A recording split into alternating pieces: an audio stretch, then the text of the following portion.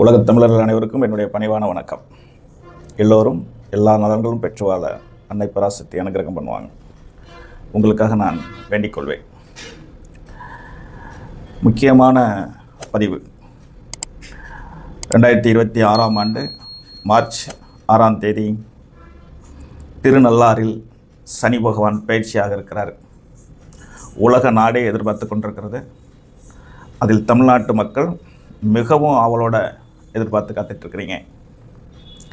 இந்த அடிப்படையில் மேச ராசி நேயர்களுக்கு சனி பகவான் பயிற்சி எப்படி இருக்கும் என்பதை சொல்கிறதுக்கு முன்னாடி, சனீஸ்வர பகவான் நல்லவரா கெட்டவரா, அவரை கண்டு நாம் பயங்கொள்வது சரியா தப்பா? சனி ஈஸ்வரன் அப்படின்னாலே ஈஸ்வரனின் பிள்ளை என்று பொருள்.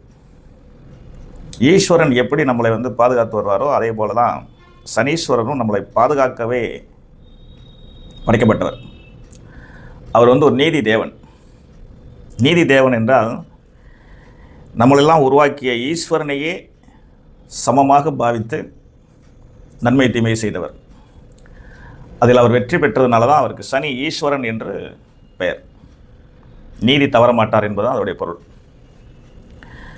நீதி தவற மாட்டார் என்ன அர்த்தம்னா, நல்லவர்களை பெரிய அளவில் தண்டிக்க மாட்டார்,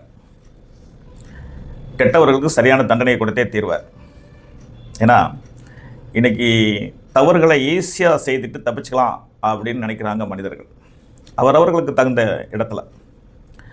அப்போ ஈஸியாக தப்பிச்சுட்டு போயிடலாம் அப்படிங்கிற எண்ணத்தில் அவங்க இருக்கும்போது தண்டனை கிடைக்காம போயிடுச்சு அப்படின்னா தவறுகள் அதிகமாகும் தானே. சட்டத்திலேருந்து தப்பிச்சுக்கிறாங்க, பணத்தால் தப்பிச்சுக்கிறாங்க, பழக்க வழக்கங்களால் தப்பிச்சுக்கிறாங்க. தப்பிக்கிறதுக்குன்னே பல வழிகளை மனிதர்கள் கண்டுபிடிச்சி வச்சுருக்காங்க, எது தவறு செய்துட்டு தப்பிச்சுக்கிறதுக்கு.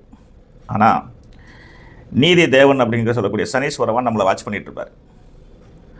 அவர் முற்பிறவியவே வாட்ச் பண்ணிட்டு இருந்தால் இந்த பிறவியில் நமக்கு நன்மை தீமை செய்ய போகிறார். அப்போ இந்த பிறவியில் நாம் என்ன செய்கிறோங்கிறத கண்டுபிடிக்க இருப்பாரா என்ன? அதனால் தவறு செய்தால் தண்டனை வழங்கக்கூடியவர் சனீஸ்வர பகவான். நாம் நல்லவராக இருந்தால் அவருக்கு நமக்கு பெரிய அனுபவங்களை கற்றுக் கொடுப்பார். வாழ்க்கை நாயகன், நவக்கிரக நாயகன், ஆதியும் அந்தவுமாய் இருக்கக்கூடியவர். அப்போ நமக்கு நிறைய அனுபவ பாடங்களை கற்றுக் கொடுப்பார். அவருடைய நம்ம வாழ்க்கையில் சஞ்சாரம் செய்யும்போது அப்படின்னா என்ன அர்த்தம்னா, அஷ்டம சனி நடக்கும்போது, 7.5 சனியாக இருக்கும்போது ஒவ்வொரு மனிதனுக்கும் முற்பிறவிக்கான நன்மை தீமையவும் இப்பிறவியில் எப்படி வாழ வேண்டும் என்பதற்கான வழிகாட்டுதலையும் அவர் செய்து கொடுப்பார். அதற்கு பேர் அனுபவம் என்று பொருள். அந்த அனுபவத்தை வாரி வழங்கக்கூடிய சனீஸ்வர பகவானை நாம் குற்றவாளியாக பார்ப்பது எவ்வளோ பெரிய குற்றம், அல்லது அவரை கண்டு நம்ம பயப்படுவதுங்கிறது எவ்வளோ பெரிய தவறு. அவரை கண்டு நாம் பயம் கொள்ள வேண்டிய அவசியம் இல்லை. அதே போல் பக்தி உள்ளவனை நிச்சயமாக பெரிய அளவில் தண்டிக்க மாட்டார். தர்ம சிந்தனை உள்ளவரை நிச்சயமாக தண்டிக்க மாட்டார். ஏன்னா தர்மத்துக்கு அவர் தான் சொந்தக்காரர், பக்திக்கு அவர் எப்போவுமே தலை வணங்குவார். அதனாலேயே விநாயக பெருமானை அவர் பிடித்ததில்லை அப்படின்னு சொல்லுவாங்க. அதை அவர் அறிவுபூர்வமாக தப்பிச்சுக்குவார். நம்மளுடைய இறை வழிபாட்டில் முதல்ல மேலே பிள்ளையார் சொல்லி போடுவோம் இல்லைங்களா, ஈஸ்வரின் பிள்ளை அல்லவா, அறிவுபூர்வமாக தப்பிச்சுக்குவார். இன்று போய் நாளை வா அப்படின்னு சொல்லி. அடுத்ததாக ஆஞ்சநேயர், அவர் மிகப்பெரிய பக்திமான், ராமனின் பக்திமான். ராமருடைய அவருக்கு எப்படி பேர் சொல்லுன்னு தெரியல, ஈடு இணையில்லாத ஒரு பக்திக்கு சொந்தக்காரனா அது அனுமன் தான். அவரையும் சனீஸ்வர பகவான் பீடித்ததில்லை அப்படின்னு சொல்லப்பட்டிருக்கு வரலாற்றில். அப்போ நாம் யதார்த்தமாக நம்ம கடவுளெலாம் கிடையாது.